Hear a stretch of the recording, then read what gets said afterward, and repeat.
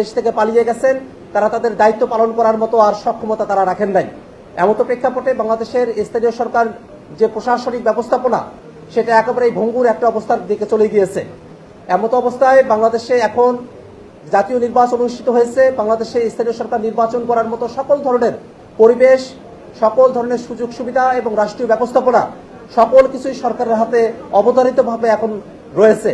কিন্তু আমরা তারপরেও খেয়াল করে দেখছি যে স্থানীয় সরকার নির্বাচনে এখনো পর্যন্ত সুনির্দিষ্ট কোনো রোডম্যাপ সরকারের তরফ থেকে ঘোষণা করা হয় নাই এবং এই ঘোষণা না করার মধ্য দিয়ে দুই ধরনের কাজ করা হচ্ছে। এক, যারা সাধারণ নাগরিক আছেন তাদেরকে নাগরিক সেবা থেকে বঞ্চিত করা হচ্ছে। আমাদের নাগরিকেরা তারা স্থানীয় সরকার যে প্রতিনিধির কাছ থেকে যে ধরনের নাগরিক সেবাগুলো পেতেন সেই নাগরিক সেবাগুলোর চূড়ান্ত বিঘ্ন ঘটছে।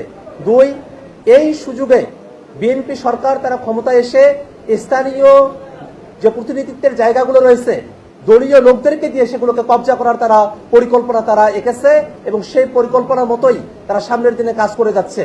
আমরা দেখেছি যে বাংলাদেশের যে সিটি কর্পোরেশনগুলোতে প্রশাসক দেওয়া হয়েছে সবাই তারা তাদের দলীয় লোক, জেলা পরিষদগুলোতে যে প্রশাসক দেওয়া হয়েছে সবাই বিএনপির লোক, তারা দলীয় লোক, পদধারী লোক। যদি এরকম ধরনের একটা ব্যবস্থাও করা হতো যে যারা নিরপেক্ষ ব্যক্তি আছেন, যারা রাজনীতি নিরপেক্ষ ব্যক্তি তাদেরকেও যদি নিয়োগ দেওয়া হতো, অথবা প্রশাসনের মধ্যে যারা কর্মরত আছেন তাদের মধ্য থেকেও যদি নিয়োগ দেওয়া হতো, তাহলেও তারা যে কিছুটা হলেও নিরপেক্ষতা রাখার কথা ভাবছে, জনগণের সেবাটাই যে তাদের কাছে মুখ্য সে বিষয়টা আমাদের কাছে কিছুটা হলেও ধরা পড়তো। কিন্তু জনগণের সেবা তাদের কাছে মুখ্য নয়, বিএনপি সরকারের কাছে স্থানীয় সরকারের প্রতিনিধি হিসেবে প্রশাসক বসানো, স্থানীয় প্রশাসনগুলোকে দখল করার একটা খেলায় তাদের কাছে পরিণত হয়েছে।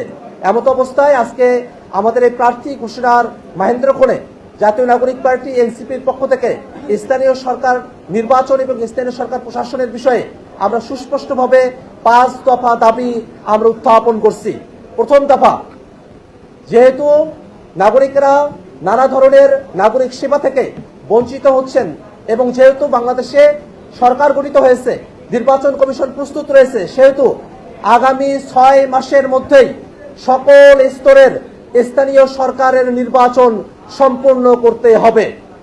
দ্বিতীয় দাবি, বিভিন্ন জায়গায় জেলা পরিষদে এবং সিটি কর্পোরেশনের প্রশাসক দেওয়া হয়েছে।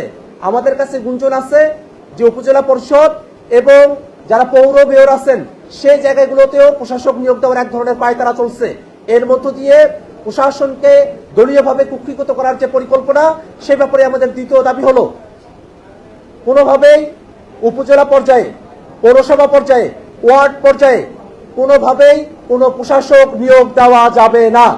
প্রশাসনের ভিতরে যারা আছেন তারা যেভাবে দায়িত্ব পালন করছেন সেই দায়িত্বের মধ্য দিয়ে আগামী 6 মাসের মধ্যে যে নির্বাচনগুলো সম্পূর্ণ হয়ে যাওয়ার কথা, এই অন্তর্বর্তীকালীন সময়টাতে তারা তাদের এই দায়িত্বটা পালন করবেন। 3 নাম্বার, বিভিন্ন সিটি কর্পোরেশন সহ বিভিন্ন জায়গায় যাদেরকে প্রশাসক হিসেবে নিয়োগ দেওয়া হয়েছে, আগামী নির্বাচনে কোনোভাবেই সেই সব প্রশাসকেরা সেই সব সিটি কর্পোরেশন বা সেই সব জায়গায় তারা নির্বাচনে অংশগ্রহণ করতে পারবে না। এই ব্যাপারে সরকারের তরফ থেকে সুস্পষ্ট নীতিমালা প্রণয়ন করতে হবে। 4 নাম্বার দাবি, আমরা খেয়াল করে দেখেছি যে স্থানীয় সরকার নির্বাচনের বিষয়টাকে নিয়ে আওয়ামী লীগ সরকার দলীয় প্রতীক, দলীয় মনোনয়নের বিষয়টা নিয়ে এসে স্থানীয় সরকারের যে সৌন্দর্য জায়গাটি আছে সেটাকে তারা ধূলিসাৎ করে দিয়েছিল। বাংলাদেশে ঘরে ঘরে বিদ্বেষ পৌঁছে দেওয়ার একটা কাজ ছিল স্থানীয় সরকার নির্বাচনে দলীয় প্রতীক এবং দলীয় মনোনয়নের এক ধরনের ব্যবস্থা করা, এবং তার মধ্য দিয়ে আমাদের সামাজিক সংস্কৃতি, আমাদের রাজনৈতিক সৌহার্দ্য সবকিছুই, আমাদের গ্রামীণ পরিবেশগুলোকে স্থানীয় সরকারের যে কার্যক্রম সেগুলোকে স্থবির করে দিয়েছিল। এই জন্য আমাদের 4 নম্বর দাবি হলো, যেভাবে অন্তর্বর্তীকালীন সরকার সংস্কারের জন্য অধ্যাদেশ পাশ করেছে, সে সংস্কারকৃত অধ্যাদেশ অনুযায়ী কোন দলীয় মার্কা এবং দলীয় মনোনয়ন ছাড়াই প্রার্থীরা তাদের নিজেদের মতো করেই স্থানীয় সরকারে ইলেকশনে তারা প্রতিদ্বন্দ্বিতা করবেন, সেই ব্যবস্থা অবশ্যই বহাল রাখতে হবে এবং সেই অধ্যাদেশ অবশ্যই এবারের সংসদে সেটাকে পাশ করতে হবে। 5 নম্বর দাবি, সামনে যে নির্বাচন অনুষ্ঠিত হবে সেই নির্বাচন অবশ্যই ফ্রি, ফেয়ার এবং সকলের জন্য অংশগ্রহণমূলক একটা, জনগণের জন্য অংশগ্রহণমূলক একটা নির্বাচন করতে হবে। আমরা খেয়াল করে দেখেছি যে আমাদের